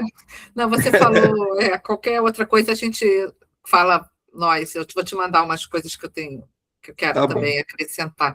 Obrigado pela paciência. Como você sabe, Ana Maria, eu tenho sempre a tendência a me estender. Então, e o tema é muito amplo, né? E sempre há muita coisa a comentar sobre isso. Muita coisa. Então, aí, deixar para mais perguntas. A gente tem um pouquinho menos de meia hora, no máximo, né?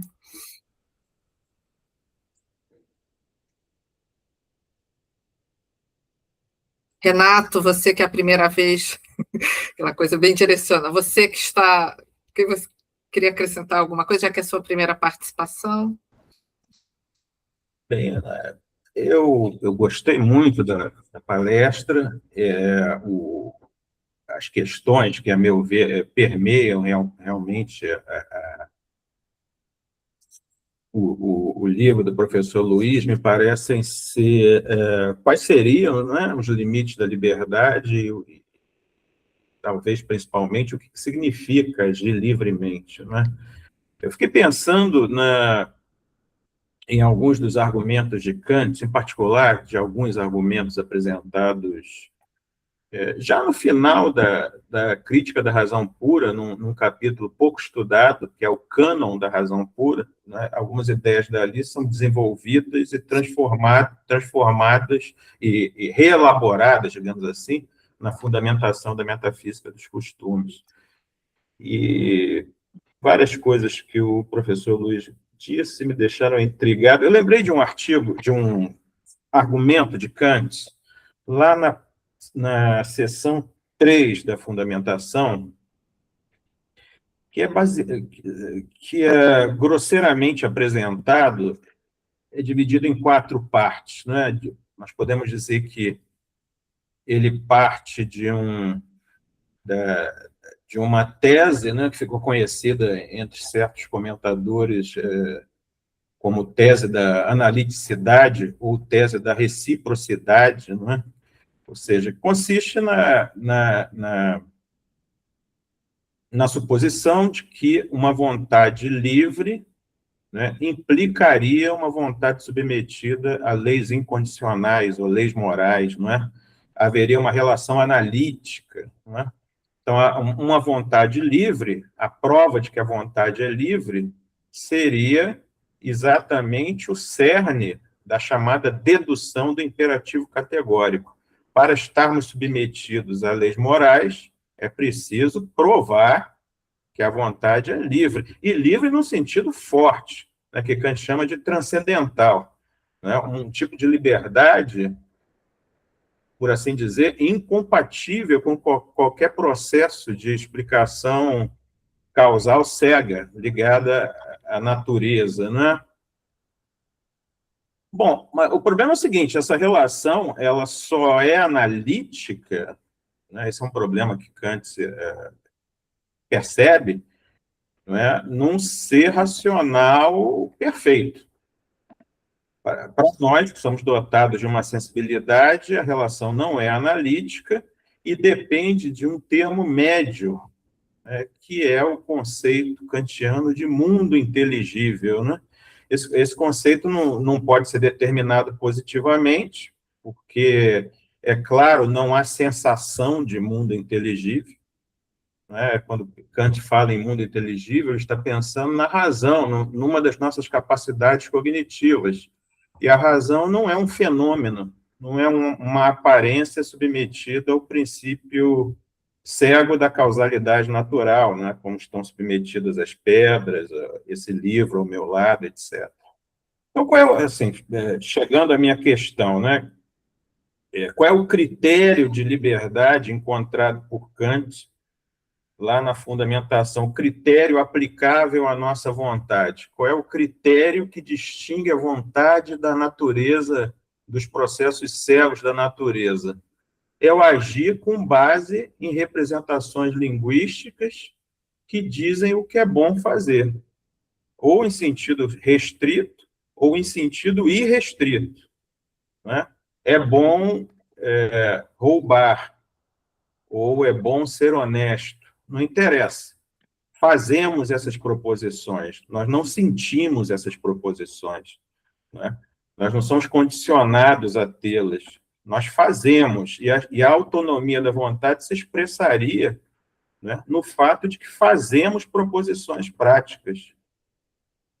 Essa é uma questão que eu me coloco, né? Parece que a autonomia da vontade se expressa também em princípios imorais. Isso é uma coisa que eu sempre me questionei. E o professor Luiz, isso é uma das coisas que mais me instigou na palestra dele, ele parece aceitar um conceito compatibilista de liberdade. Essa é a minha pergunta. Levando em conta que a análise dele foi muito abrangente, levando em consideração a antropologia, não é, questões evolutivas, me parece que o professor Luiz defende que a liberdade da vontade só pode ser defendida para seres como nós de uma maneira relativa, de uma maneira parcial. Essa ideia de uma liberdade absoluta da razão, né, independência total, né, de causas internas ou externas à própria causa, por exercício da causalidade, que seria uma liberdade transcendental, seria uma quimera kantiana. Eu não sei se eu compreendi bem, mas afinal de contas, né, na sua opinião, professor, a liberdade possível para nós poderia ser assimilável, né, como uma propriedade da vontade a uma liberdade absoluta? Acho que não, né? Posso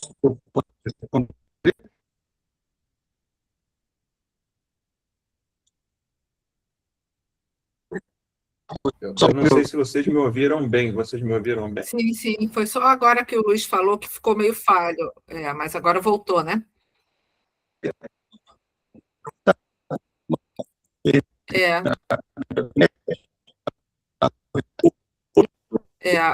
Eu não estou ouvindo o que o Luiz está falando. Está quebrado. Começou a ficar picado. Talvez a sua conexão, Luiz.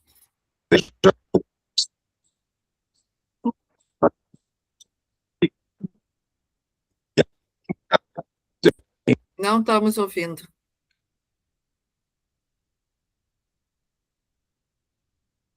Acho que ainda não.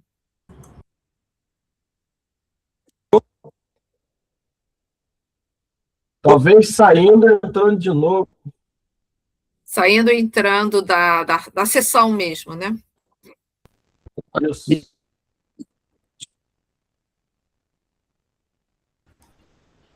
Bom, vou aproveitar e pegar uma água. Sim.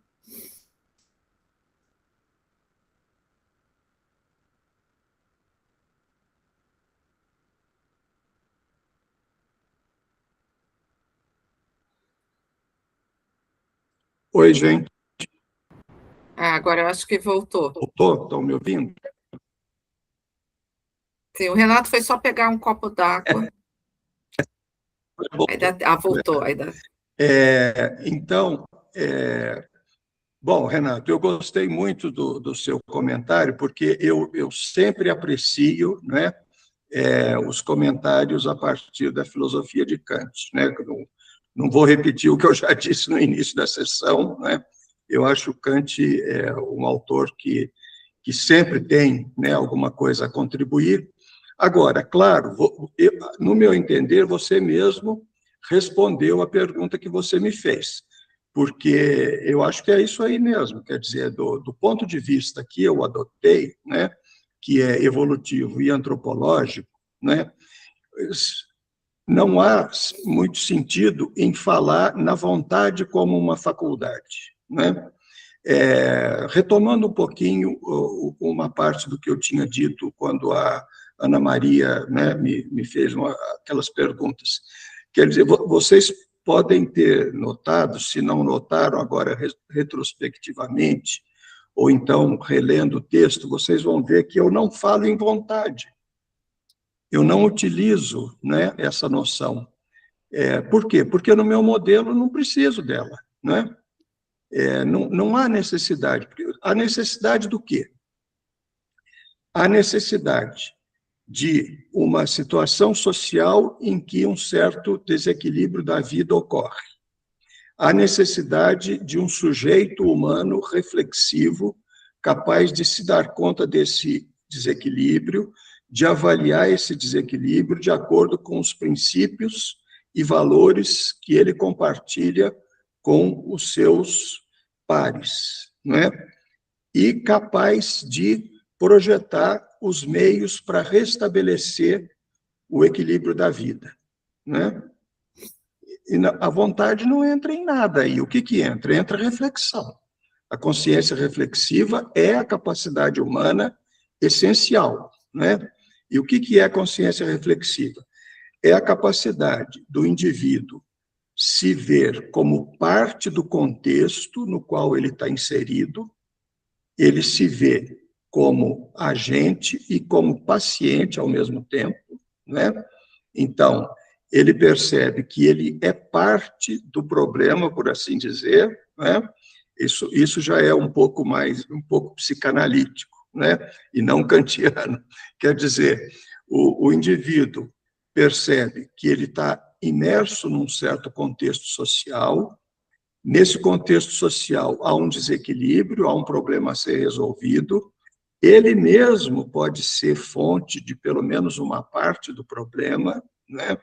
Eu dei o exemplo dos adolescentes, né, com os quais a gente não pode falar, não é? Não adianta a gente querer passar princípios, valores, etc., de maneira explícita para eles, né? Primeiro porque a gente, quando vai falar com eles, já passou, né? Quer dizer, não, a gente não aprende princípios e valores morais ou de outras ordens, né, com os nossos pais e familiares mais velhos, a partir daquilo que eles falam, mas a partir daquilo que eles fazem. Então, quando o pai ou a mãe, né, vai falar, né, quando um deles vai falar com o adolescente para tentar melhorar o comportamento do adolescente, verbalmente, né, explicitando certos valores ou certos princípios, etc., ele está chovendo no molhado, para usar a expressão comum, porque o adolescente já sabe de tudo isso. O problema não é esse, o adolescente já internalizou esses princípios e valores que o pai ou a mãe estão querendo, estão verbalizando para querer ensinar a ele, né? O problema é outro. Então, o pai ou a mãe aí, eles são parte do problema, né? Então, esse é um bom exemplo, ainda que de viés psicanalítico. Por quê? Porque como é que, então, esse pai ou essa mãe devem fazer para lidar com esse adolescente? Qual é a margem de liberdade, né? A margem de liberdade da qual eu falo aí no meu modelo é sempre uma margem de viés social, de caráter social, né?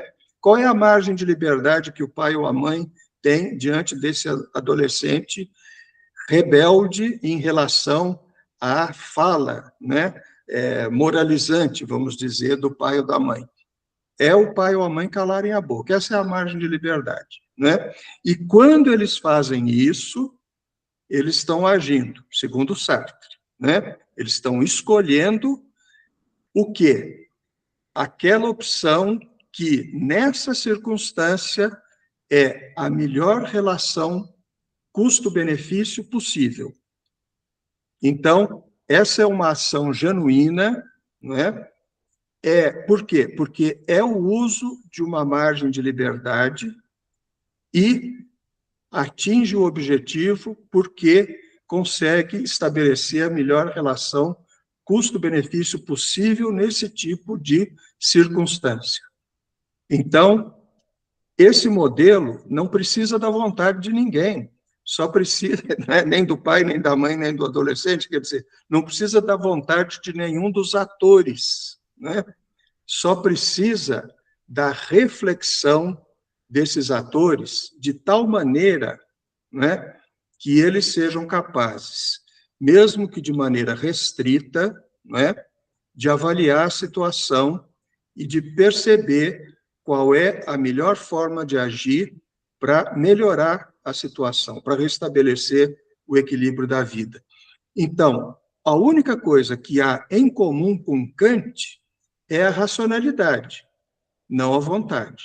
Mas ela é uma racionalidade, como diz o Herbert Simon, uma racionalidade naturalizada e bounded, né? Quer dizer, uma racionalidade delimitada, né?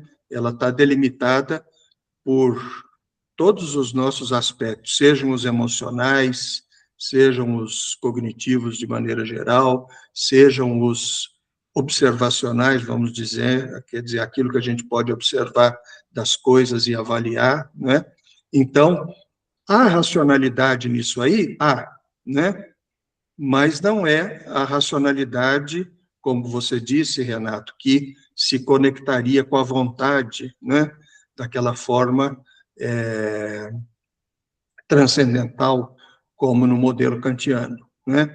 Quer dizer, é uma racionalidade naturalizada e que se conecta com o quê? Se conecta com o contexto social, né?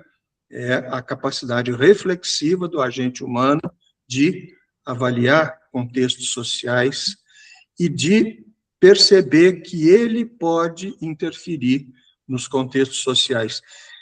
E é isso o que dá um sentido não circular e não paradoxal àquela minha frase explicativa do início, que eu mesmo disse que poderia parecer paradoxal, né? Há liberdade de ação porque nós agimos, né? Quer dizer, ocorrem situações no mundo em que a gente percebe que pode fazer alguma coisa, nem que seja não fazendo nada. E aí a situação melhora um pouco, né? Se isso acontece, em que sentido razoável a gente diria que não agiu livremente?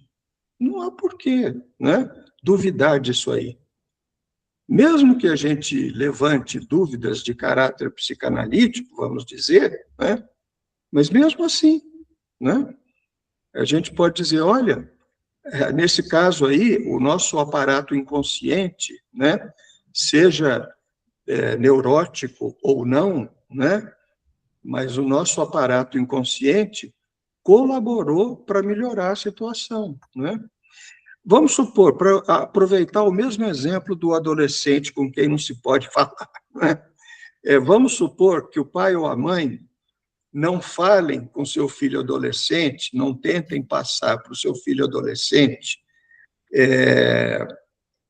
os princípios, enfim, não tentem corrigir o comportamento do seu filho adolescente, porque esse pai ou essa mãe são muito tímidos em virtude de alguma neurose infantil que eles não resolveram. Que bom, né? Porque essa neurose infantil, né, que é de caráter psicanalítico, aí, freudiano, né, colaborou para eles serem, nesse caso, agentes melhores, para eles fazerem o que é preciso fazer, né? Então, a neurose infantil que esse pai ou essa mãe conservam, mesmo depois de adultos, né, ela é um dos condicionantes da ação dessas pessoas. Vai atrapalhá-los em outras ocasiões, mas nesse caso aí ajudou, né?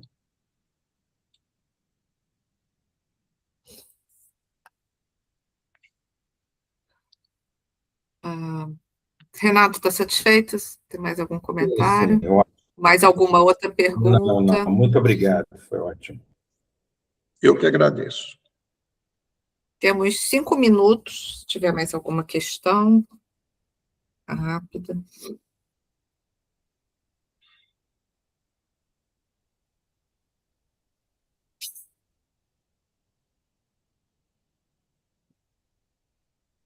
Acho que, bom, se tiver mais algum comentário ou questão... Deixa eu comentar uma coisinha rapidamente. Ainda eu comentei já esse ponto que foi levantado pela Ana Maria. Olha, uma outra noção kantiana que sobrevive nesse meu modelo, né, é aquela da terceira categoria de relação, né, lá na tábua das categorias, né, nós sempre pensamos que a nossa ação no mundo é interpretável de acordo com a segunda categoria de relação, que é causa e efeito, né? Mas, justamente, o meu modelo é compatível com uma interpretação de acordo com a terceira categoria de relação, né? Que é aquela categoria que explica o funcionamento dos sistemas. Kant, aliás, ali mesmo, nessa parte da crítica da razão pura, para esclarecer essa categoria que ele chama de comércio ou de comunidade, né? Ele dá o exemplo dos movimentos coordenados da Terra e da Lua, né? Ele diz assim, é como se o movimento da Terra determinasse o movimento da Lua e o movimento da Lua determinasse o movimento da Terra, mas não é isso, né? É uma ação recíproca, uma comunidade, né? Então, para não me estender muito, mas é isso, quer dizer, na minha abordagem também, né, tem o emprego dessa noção kantiana que eu acho importantíssima e que, devo confessar, não sei por que, né, o pensamento contemporâneo não se vale, né, dessa noção, que é uma noção essencial para a gente explicar o funcionamento de sistemas, os sistemas de qualquer tipo, né? Os sistemas não funcionam na base de causas e efeitos, né? De cadeias causais assim, unidirecionais, né? Os sistemas funcionam sempre na base de ação recíproca, né? Certo. O Alessandro, você quer falar alguma coisa? Não, eu só queria fazer uma pergunta, acho que é bem básica, eu acho que até se a resposta é não, mas só para tirar dúvida. Essa distinção entre o fatalismo e o determinismo que você apresentou, se a gente assumir uma tese fisicalista, né, não, essas duas noções não colapsariam? Uma tese fisicalista? A gente assume o fisicalismo, ou seja, que a vontade... Bom, então, obrigado pela pergunta, mas aí é o seguinte, olha, eu não falei disso na apresentação, isso nem é tratado nesse capítulo, mas em outros capítulos aí desse livro, isso é tratado, quer dizer, justamente, eu assumo uma perspectiva emergentista e não fisicalista, quer dizer, a perspectiva de que o mundo não é determinado apenas por fatores físicos, né? E, em última instância, lá do movimento das partículas últimas que constituem a realidade, né?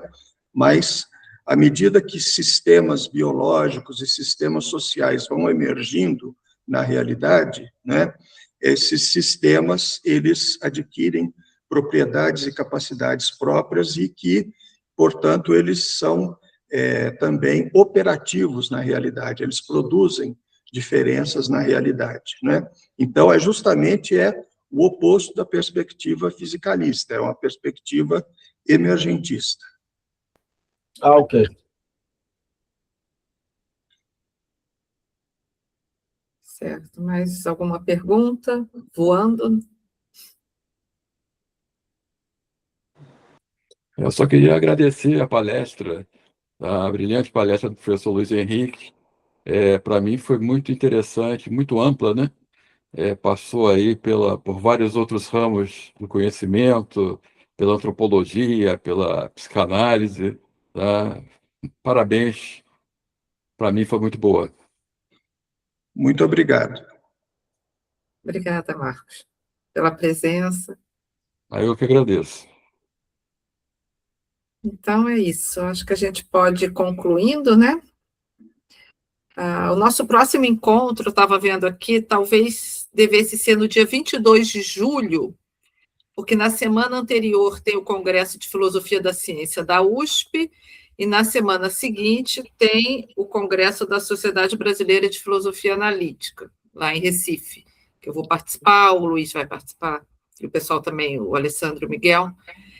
E aí, quem tiver interesse de fazer alguma apresentação no dia 22 de julho, sobre um desses temas, causalidade, tempo, livre-arbítrio e suas ramificações, aí pode falar comigo, mandar no grupo alguma sugestão. A gente tem mais ou menos uma semana antes, até 15 de julho, para definir, para dar tempo das pessoas lerem o texto, né?